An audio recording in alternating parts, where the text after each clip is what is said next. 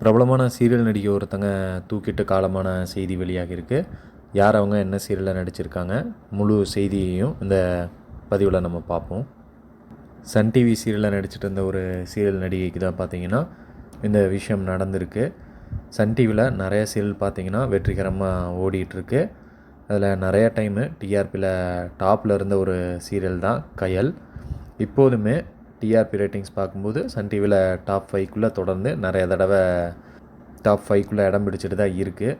இந்த சீரியலில் நடித்த ஒரு நடிகை தான் தூக்கிட்டு காலமான செய்தியானது வெளியாகி பரபரப்பை ஏற்படுத்தியிருக்கு. இலங்கையை பூர்வீகமாக கொண்ட நடிகை தான் சுபாஷினி. இவங்க கயல் சீரியலில் நடிச்சிட்டு வந்தாங்க.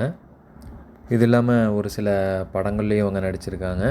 2012 வெளியான இலங்கை பின்னணியில் எடுக்கப்பட்ட இனி அவன்கிற திரைப்படத்துலேயும் ஒரு முக்கியமான கதாபாத்திரத்தில் இவங்க நடிச்சிருந்தாங்க.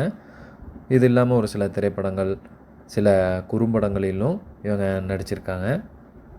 கடந்த 2023 பிக் பாஸ் 6 நடிப்பில் வெளியான எல்லாம் மேலே இருக்கிறவன் பார்த்துப்பாங்கிற படத்துலேயும் ஒரு கதாபாத்திரத்தில் நடிச்சிருந்தாங்க.